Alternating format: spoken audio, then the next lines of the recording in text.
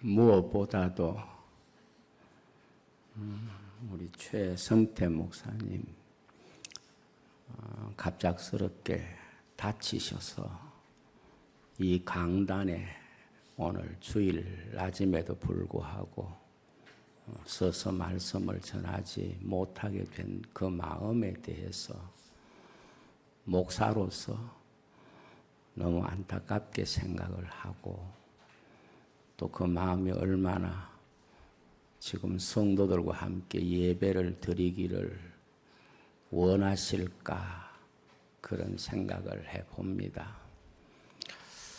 제가 목회를 평생을 하면서 목사가 가장 성도들과 함께 만나서 얼굴을 보며 예배드리는 시간이 특별하고, 또 하나님과 사람 앞에서 기쁘고 즐거운 그런 시간일까를 생각을 해보면 지금 목사님의 그 안타까운 마음이 제 마음속에 굉장히 깊이 느껴집니다. 사실 목사가 강단 위에서 성도들을 이렇게 들어올 때 보면 참 아름답고, 또 이런 표현을 해서 어떨는지 모르지만 참 반갑고, 그리고 그 모습이 마음에 꼭 자녀들이 이렇게 오래 있다가 만나는 같은 그런 행복감이 있습니다. 이렇게 교회 뒤에서 이렇게 들어올 때 강대상에서 일부러 이렇게 고개를 빼고 보면은 딸하고 엄마가 같이 예배드리러 올 때 보면 얼마나 표정이 밝은지, 또 아들과 엄마 혹은 아들과 아버지가 이렇게 예배드리러 오면 그것을 보는 것만으로도 목사가 참 행복하다는 생각이 듭니다. 그런데 오늘 이렇게 목사님이 강단에 서지 못한 부분에 대해서 여러분들이 많이 기도하셔서 어서 속히 이 강단에서 여러분과 가장 반갑게 만나실 수 있도록 마음을 다해서 그렇게 기도해 주시기를 바랍니다. 저도 그렇게 기도하겠습니다. 우리 최 목사님과 저는 뭐 특별히 가깝다, 그런 인간적인 어떤 느낌보다는 존경스럽고, 또 늘 마음으로 신뢰가 되고, 또 어떤 문제가 있으면 대화를 해보고 싶은 그런 목사님이십니다. 이 최 목사님과 여러 차례 이렇게 만나면서 저는 목사로서 굉장히 많은 것들을 배울 수가 있었습니다. 특별히 저희 교회, 제가 섬겼던 교회에서 농촌 교회 지도자들이라든지, 안 그러면 외국 선교지의 그 지도자들이든지 이런 분들이 오셨을 때 최 목사님이 오셔서 그분들에게 너무도 도전적이고 귀한 말씀을 주셔서 오신 분들이 굉장히 은혜 받았다고 감사할 때에 참 최 목사님이 사역해 오신 그 사역들이 얼마나 많은 사람들에게 도전과 은혜를 주는가, 그런 생각이 들었습니다. 그래서 지난번에 저희 교회에 임직식 할 때에 최 목사님을 또 우리 교회 말씀을 전해 주십사 부탁을 드렸고, 임직자들이 또 은혜를 함께 받게 돼서 참 감사를 했습니다.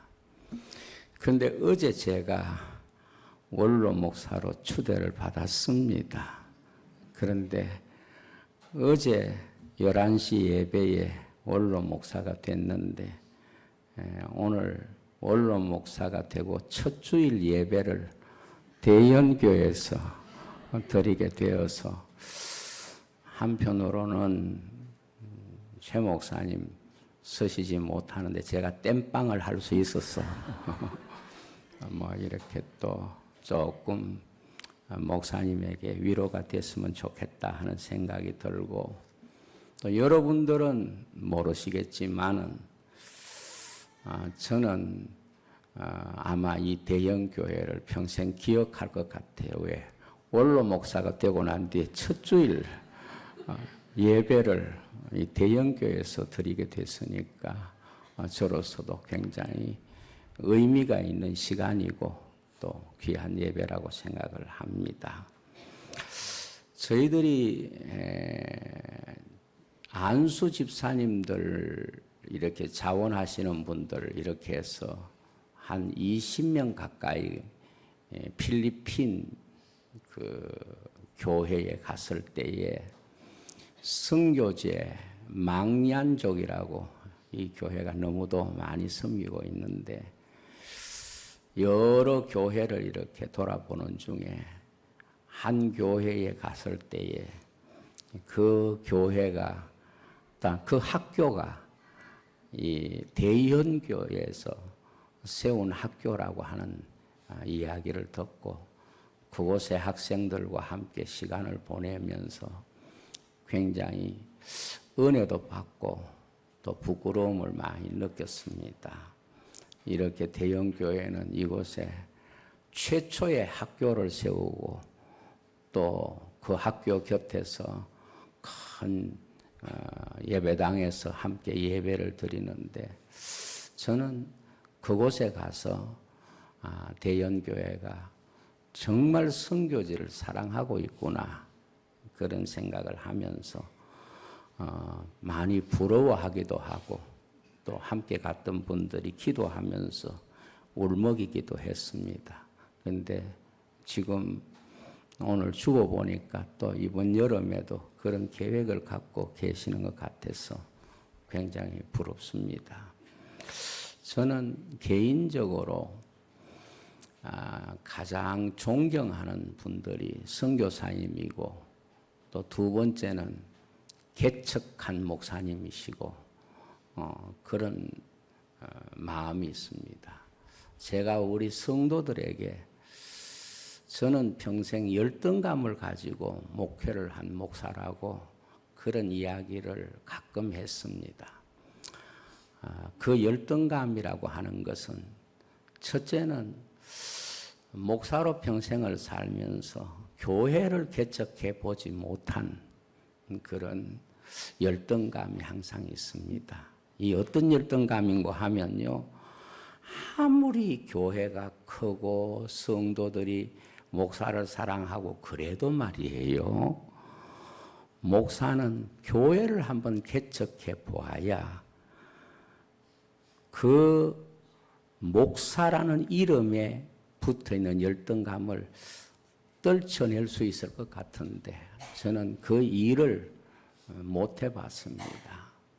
그 다음에 선교사가 되지 못한 거, 딴 것까지 증인이 되라고 그랬는데 그런 열등감도 있고, 세 번째는 제 스스로가 예배당을 짓지 못한 그런 열등감이 있었는데, 세 번째는 하나님이 그 열등감을 벗겨주셨어요. 그래서 감사한데, 우리 최 목사님을 전에 한번 이렇게 총회 같이 총대가 되어서 한 방을 썼어요. 최 목사님하고 저하고 한 방을 써서 이렇게 만나서 이야기를 해보니까, 최 목사님의 사역에서 그 어려운데 교인 한 명 없는 섬에서 교회를 개척했고, 또 지금 선교지에 사역하고 있는 이런 모습들을 보면서 목사로서의 어떤 열등감 같은 것이 느껴졌지만은, 또 한편으로는 굉장히 목사님을 통해서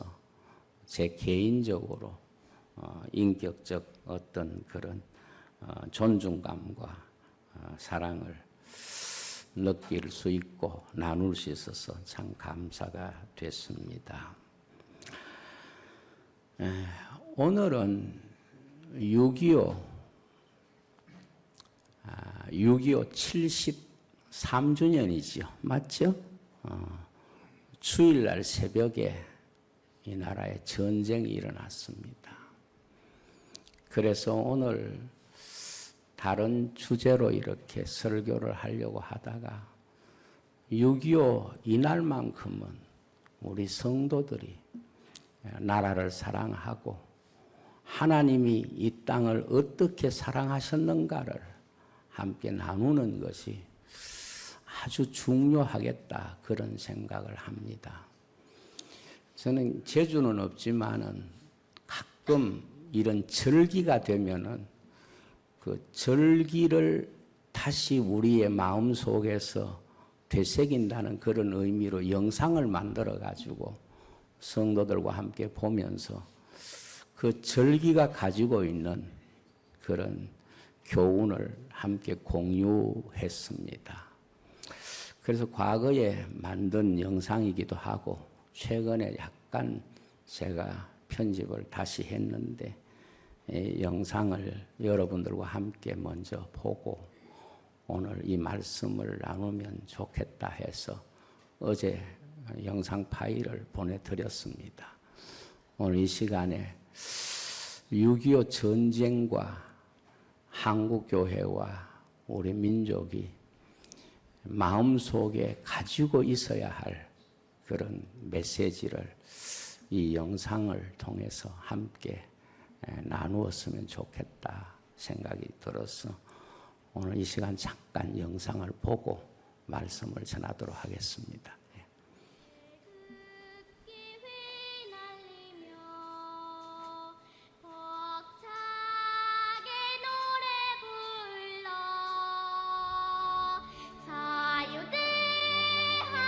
대한민국을 아십니까? 대한민국을 아십니까?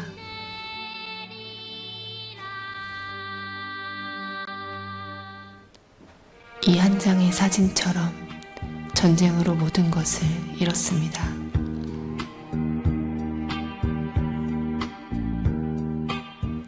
대한민국 정부가 세워져 2년이 겨우 되었을 때 전쟁은 어린아기 같은 신생 국가에는 너무도 가혹했습니다. 수도 서울은 3일 만에 함락이 되었고 살기 위해 갈 곳을 알지 못한 채 어디론가 가야만 했습니다.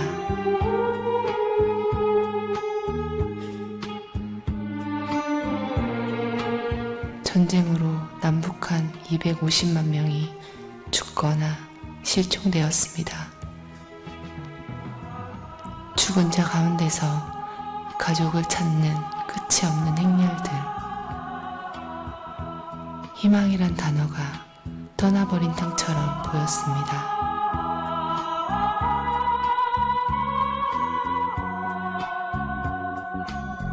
좁은 국토는 두려움에 찬 피난의 행렬 뿐이었습니다.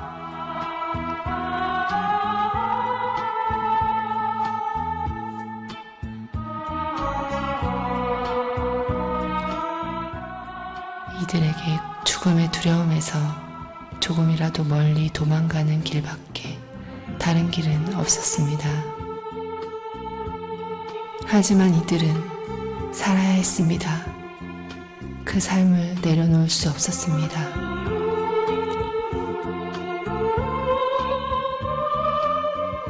내일이 비록 보이지 않아도 절망 속에서 내일을 기다렸습니다.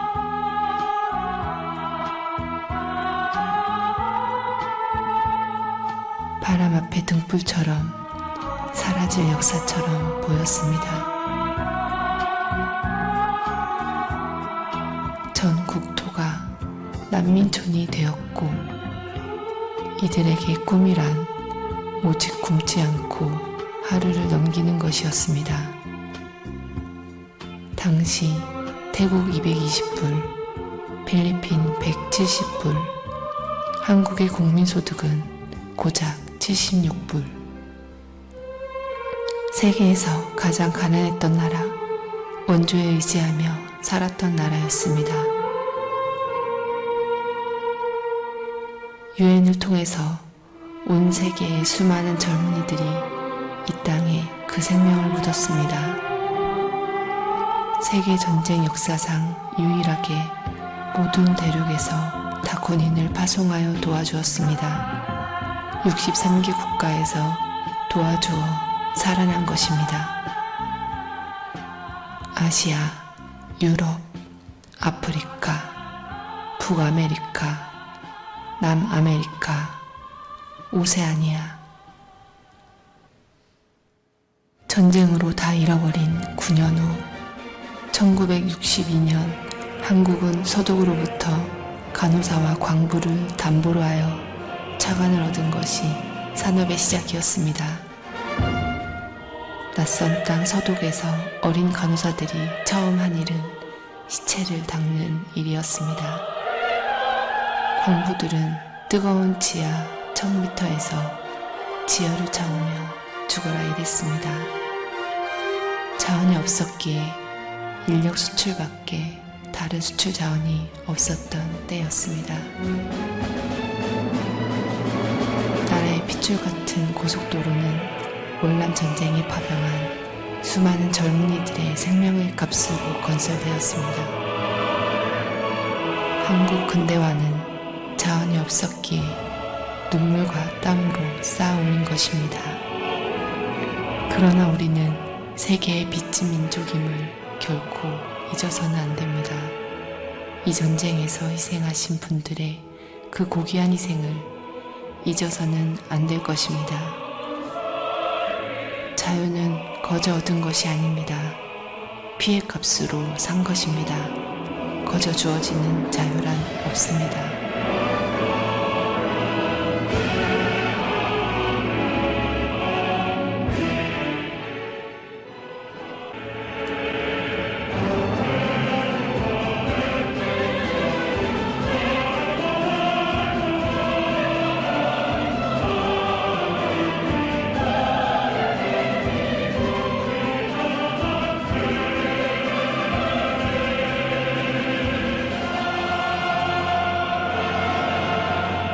어떤 이들은 묻습니다.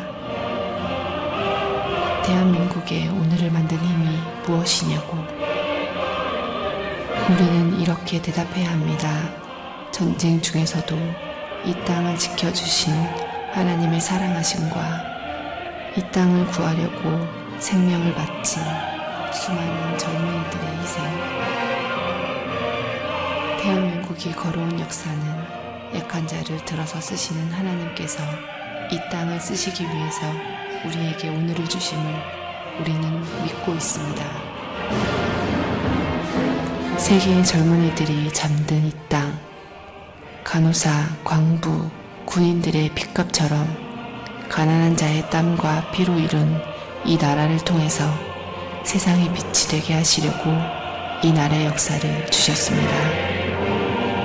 우리는 믿습니다.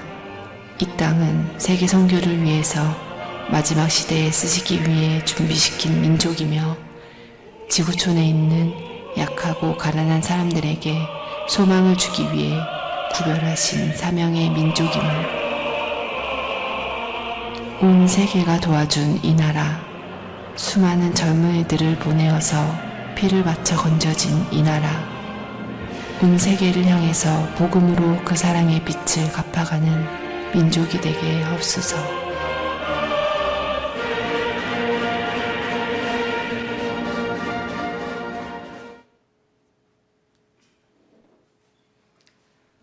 기도하겠습니다.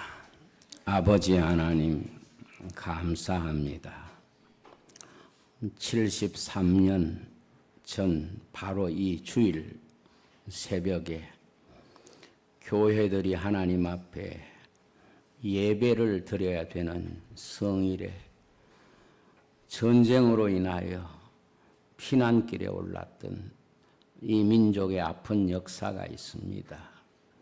아버지 하나님, 우리는 그저 얻은 자유를 가지고 사는 민족이 아니라 수 없는 생명을 이 땅에 심고 그 열매를 누리는 민족이 됐습니다. 이제 온 세계를 섬기는 선교의 국가가 되게 하시고 세계 가장 많은 나라에 선교사를 보낸 한국 교회가 된 것을 감사를 드립니다.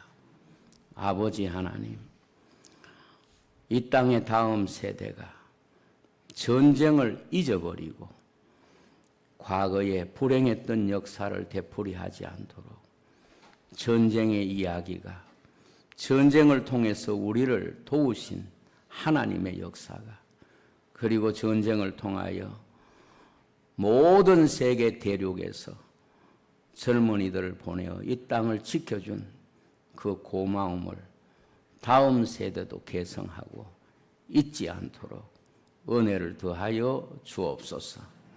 이 시간도 심히 부족한 종이 말씀을 증거하려고 합니다. 종을 불쌍히 여기시고 우리 성도들에게 필요한 말씀으로 허락하여 주옵소서.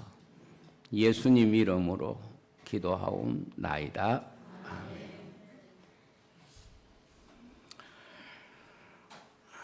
오늘 말씀은 이스라엘이 애굽에서 나와서 처음으로 만난 전쟁의 이야기입니다. 아직까지 국가라고 말하기가 어려울 만큼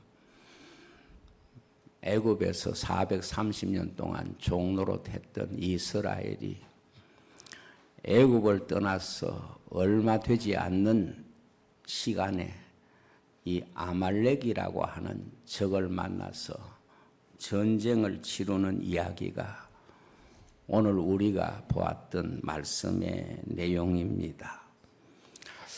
이 말씀을 보면 우리나라의 6.25 전쟁과 상황적으로 거의 같다고 보여집니다. 마치 겹쳐 놓으면 한 장의 그림처럼 보여지는 그런 전쟁이 바로 이스라엘과 아말렉의 전쟁이고 그것이 우리 민족에게는 일제시대의 식민지를 벗어나서 바로 얼마 되지 않는 시간에 아무런 준비 없는 환경 가운데서 만났던 그런 전쟁과 닮아 있습니다.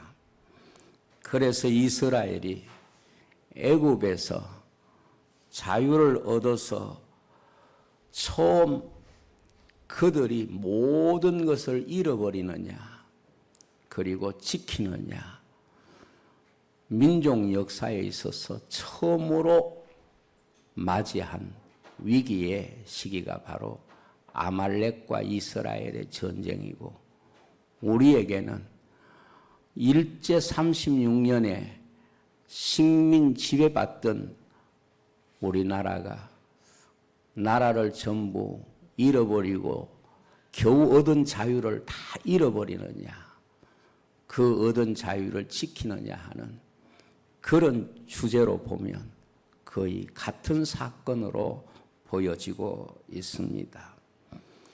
그런데 아무런 준비도 없는 이스라엘에게 먼저 공격한 나라가 바로 아말렉이듯이 이 땅도 아무런 준비 없는 상황에서 주일날 새벽에 공격을 받고 불과 3일 만에 수도 서울이 함락이 되는 이런 위기의 시기가 있었습니다.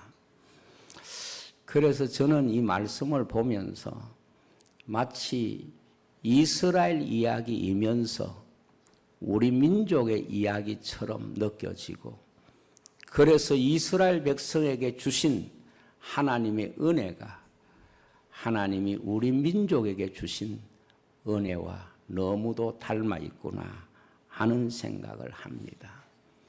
그래서 오늘 여러분에게 말씀을 전하고자 하는 가장 중요한 핵심이 뭔고 하면 전쟁이라고 하는 것이 눈에 보이는 전투와 그리고 하나님이 그 전쟁을 통하여 어떻게 개입하시느냐 하는 이 두 가지 문제 가운데 여러분들이 오늘 읽었던 성경의 말씀처럼 전쟁의 이야기인데 치열한 전투가 벌어지는 상황인데 오히려 기록의 내용의 분량은 전쟁의 이야기가 아니라 기도의 이야기라는 것을 볼 수가 있습니다.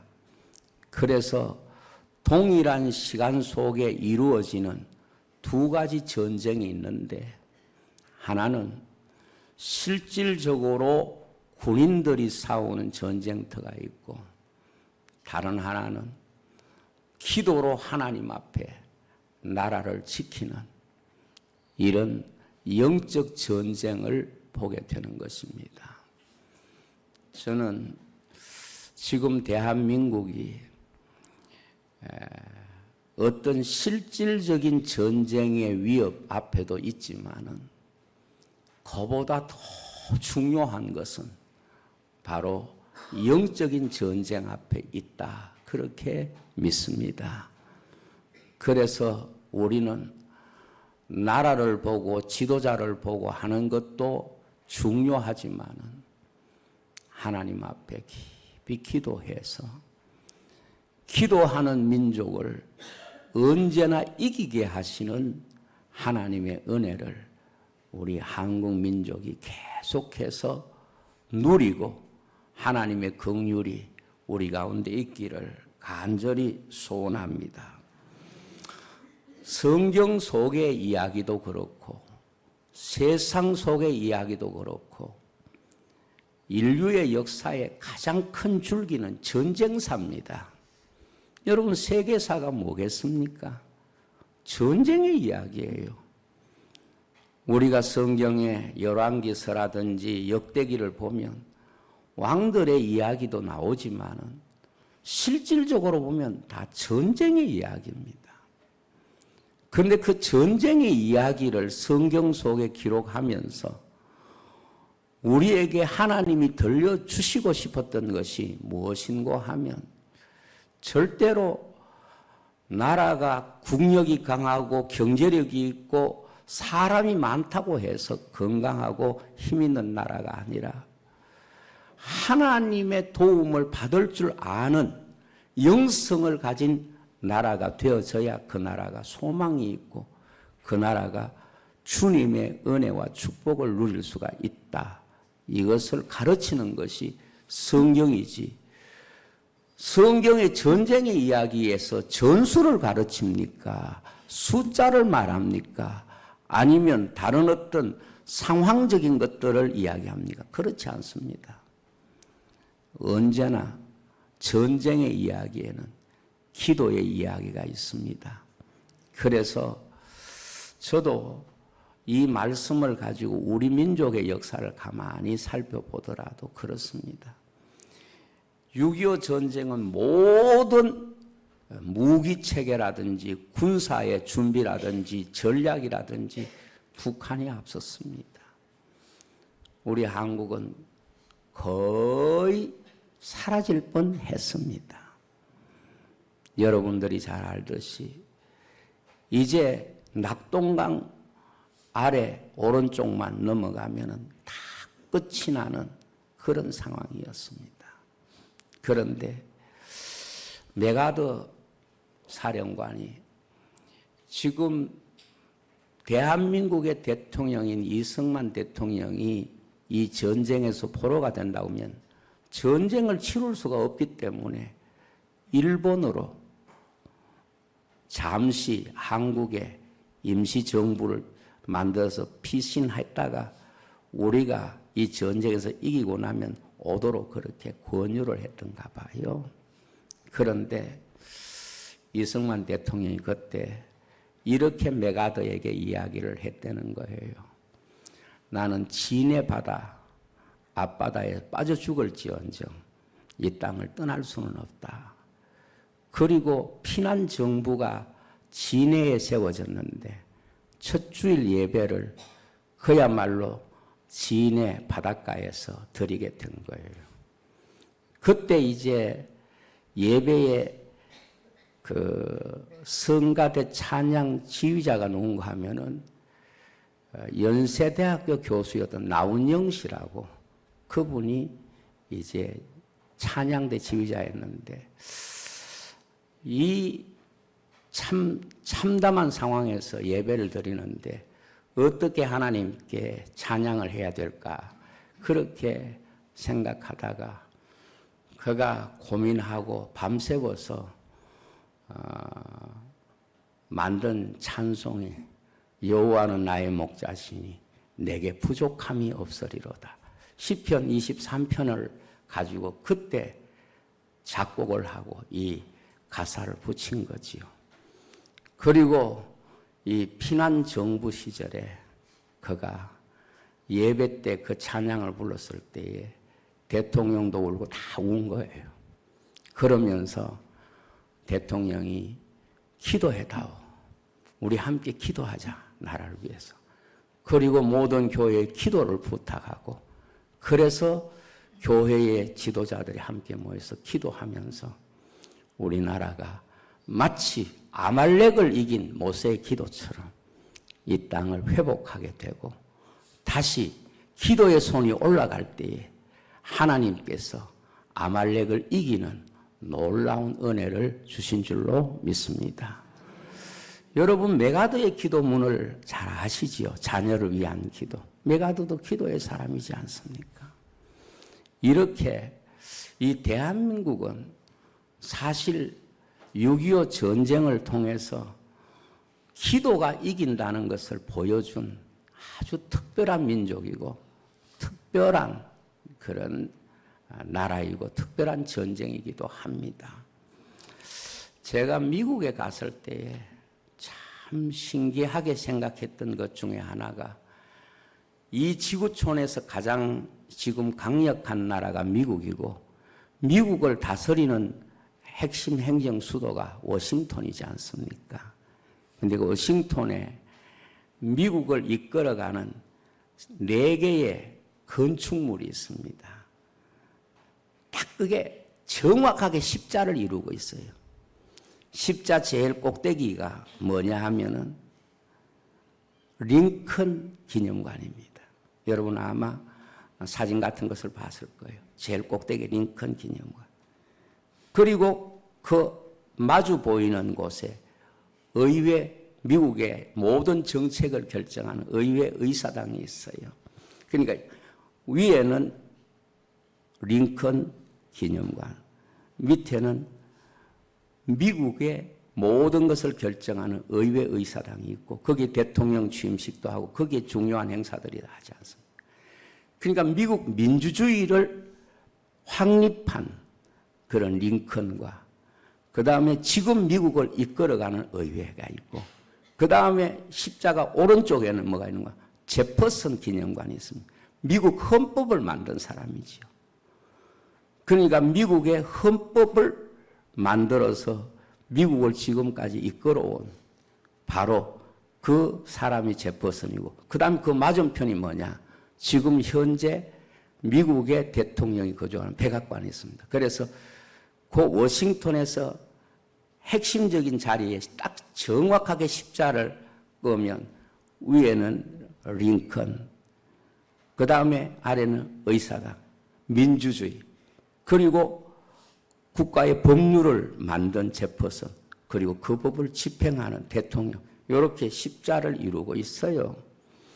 그런데 그 어떻게 보면 미국에서도 심장이라고 볼 수 있는 그 바로 십자가 안에 한국 전쟁 기념공원이 있습니다. 그리고 그곳에 가면 한국 전쟁에서 죽은 군인들의 이름들이 다 대리석에 새겨져 있어요.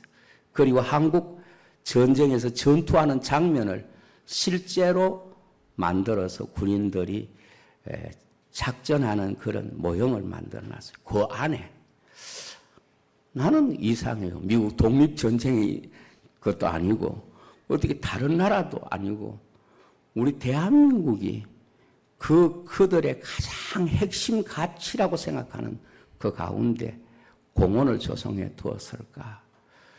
이것은 하나님께서 우리 대한민국을 얼마나 사랑하고 지키시기를 원하셨던가 하는 것을 보여주는 현장이라고 생각을 합니다. 그런데 말이지요. 거기에 딱 가면은 수많은 군인들 이름 위에 한 문장이 있습니다. 그게 뭔가 하면 자유는 공짜가 없다. 자유는 거저 주어지지 않는다. 그 문장이 새겨져 있어요. 그러니까 이 세상에 이 한국을 위하여 싸운 군인들의 이름 위에 자유는 공짜가 아니다 하는 그 이름을 새겨놓은 거 보면 저는 대한민국은 이 지구촌에 자유가 무엇인지 자유를 해석하는 민족이 되어야 된다. 그렇게 믿습니다. 이것이 지금 우리 민족이 가지고 있는 사명이기도 하고 이것이 또 우리 민족이 갚아야 할 빚이 아닌가 싶습니다. 그래서 저는 우리 민족이 세계를 향하여 여러 형태로 갚을 내용이 있지만 복음을 증거함으로써 선교함으로써 그렇게 이 세상에 우리가 받은 이 자유가 선교를 위한 도구가 되기를 간절히 기도하고 매일 새벽마다 우리 가정이 하나님 앞에 드리는 기도 중에 이것이 가장 우선되는 기도고 이것이 여러분들에게도 어떤 것보다도 우선되는 기도가 되어야 된다. 그렇게 믿습니다. 저는 개인적으로 우리 대한민국이 갖고 있는 지금 가장 큰 소원이 뭔가 하면 북한의 성도들과 남한의 교회가 함께 만났어. 북한의 성도들이 한 10만에서 20만 정도 된다. 뭐 정확한 건 모르지만은 이렇게 추산하는 분들이 계세요. 그러면 저는 이런 생각이 듭니다. 북한에 10만이든 20만이든 북한에서 지금 신앙생활하는 사람은 세계 어떤 나라든지 갈 수 있을까요? 못 갈 수 있을까요? 핍박 때문에 못 갈 리는 없을 겁니다. 왜냐하면 북한이 세계에서 핍박 지수 1등은 아예 매년 하는 나라니까 그곳에서 예수 믿은 사람 세계 어떤 곳에도 가서 복음을 전가할 수 있으리라고 봅니다. 그래서 저는 남북이 통일이 되면 남한의 모든 교회들은 북한의 성도들을 다 선교 자원으로 삼아서 온 세상에 나가서 그들은 다른 것 전가할 것도 없어요. 자신들이 어떻게 예수 믿고 지금까지 어떻게 믿음 지켜왔는가 그것만 이야기해도 가장 귀한 복음을 가지고 있는 민족이라고 믿습니다. 저는 북한의 성도들이 지금 가장 그들이 강한 믿음을 갖고 있고 그들 스스로가 복음이 된 그런 사람이라고 믿습니다. 그래서 여러분들도 기도하실 때 남북 통일을 위해서 기도하세요. 그리고 북한의 지금 성도들이 세계 곳곳에 흩어져서 남한의 모든 교회들이 그분들을 다 선교사로 파송하면 아마 대한민국은 이 종말에 하나님의 거룩한 선교 민족으로 쓰임받게 될 줄로 믿습니다. 정인의 민족이 될 줄로 믿습니다. 그것이 가능한 나라가 지금 한국밖에 없습니다.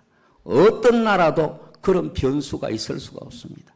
한국은 하나님이 어느 날 문을 열어주면 북한에 있는 그 성도들이야말로 얼마나 어느 나라에 가서든지 지금 복음을 그들 스스로에게서 경험된 하나님의 은혜만 이야기해도, 그들이 어떻게 믿음을 지켜왔는가 그것만 이야기해도 이 지구촌에 있는 사람들의 마음을 열고 하나님의 거룩한 나라를 세우게 될 줄로 믿습니다.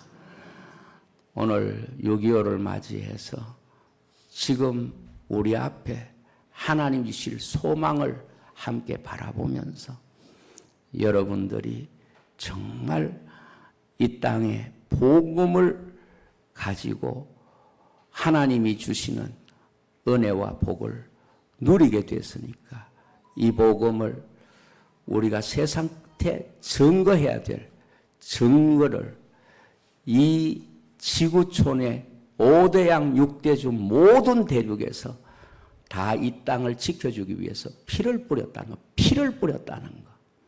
이것을 우리가 잊지 말아야 됩니다. 인류 역사상 어떤 한 전쟁에 5대양 6대주의 모든 대륙에서 다 군인이 와서 그 피를 뿌린 나라는 우리 한국 6.25 전쟁 이외에는 없는 거예요. 그러므로 우리는 이런 어떻게 보면은 핏값을 지불해야 되는 그런 민족이고, 이 핏값은 우리가 우리의 핏값으로 갚는 것이 아니라 우리를 위하여 십자가에서 구원하기 위하여 죽으신 예수 그리스도의 보혈로 복음을 전가하면서 갚아야 할 줄로 믿습니다. 저 북한에 지금 숨겨져 있는 하나님의 백성, 거루터기 같은 하나님의 백성, 정인된 그들이 어서 속히 복음 안에서 하나가 될 수 있는 은혜와 복을 누릴 수 있기를 바랍니다. 오늘 설교가 조금 길어졌습니다. 앞에 너무 제가 개인적인 이야기를 해서 죄송한데, 저는 사실 강단에서 그런 이야기하는 걸 굉장히 좋아하지 않습니다. 그래서 개인적으로 설교 시간에 다른 이야기하는 것을 굉장히 꺼리는데, 이 교회 와서는 오늘 우리 최 목사님이 강단에 서지 못한 안타까움이 제 마음에 느껴져서 여러분들과 잠깐 말씀을 나누었습니다. 이제 우리가 이 전쟁을 통하여 배운 게 뭐냐? 이것만 딱 정리하고 마칠게요. 첫째는 자유의 소중함이 얼마나 크다는 걸 이 전쟁을 통해서 배웠고, 두 번째, 공산주의가 무언가를 배운 민족이 한국입니다.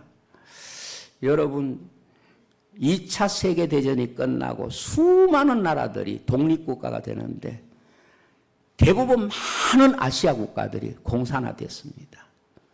그런데 이 한국은 굉장히 혼란스러웠지요. 남북이 서로 사상적 대립인데 이 6.25 전쟁을 통해서 이 대한민국은 공산주의가 어떤 사상인가를 배운 세계에서 굉장히 중요한 국가 중에 하나였습니다. 그 다음에 세 번째로 6.25 전쟁 때문에 북한에 있는 성도들을 하나님이 남한으로 다 내려오게 하셨어요. 여러분, 우리나라 전쟁이 희한한 거는 하면 다 내려왔다가 또 압록강까지 다 올라갔다가 왔다 갔다 하는 과정이 있습니다. 그 왜 그런 줄 아십니까? 그것은 북한에 있는 성도들을 남한에 데려오는 군인들의 이야기가 아니라 하나님이 그 백성을 출애굽시키는 과정이고요. 남한에 있는 또 공산주의자들을 북한으로 데려가는 그런 굉장히 중요한 시간이었어요. 그래서 이 한국에는요, 과거에 큰 대형 교회들이 북한에서 내려와서 세운 교회들이 굉장히 많습니다. 아시죠? 우리 한국에서 제일 큰 교회 중에 하나에도 영락교회도 한경직 목사가 북한에서 내려와서 세운 교회 아닙니까? 김천 제1교회도 보니까 북한 성도들이 내려와서 교회를 세우는데 일조를 한 명단이 있는 것을 보았어요. 그래서 하나님은 하나님의 백성을 이 전쟁을 통해서 보호하고 지키시는 그런 은혜를 주셨어요. 그리고 네 번째는 한국에 6.25 전쟁 때문에 군목 제도를 주셨어요. 제가 군선교회 회장을 맡아서 좀 섬겼는데요. 지금 청년들 전도하기 좋아요, 어려워요? 한 사람 데리고 오려고 피자 사주고 온갖 짓을 다 해도 그날 되면 다른 이야기하고 잘 따라오지 않아요. 그런데 희한하게도 군대에 가면 달라져요. 이상해요. 그래서 제가 군선교회 회장을 하면서 여러 차례 이 군에 가서 세례를, 진중 세례라고 그러는데 세례를 베푸는데 우리 김천 제1교회가, 우리라면 죄송합니다. 김천 제1교회가 한번 그 주관한 논산훈련소의 세례식에 그날 하루에 세례를 몇 명 받았는지 아십니까? 6,060명이 받았어요.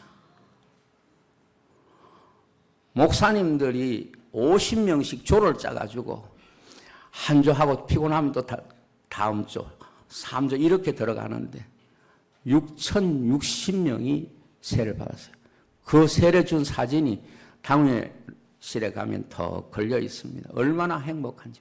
근데 그게 한 번 1년에 주는 게 아니고 한 달에 2번 격주로 이루어지는 게 그 정도예요.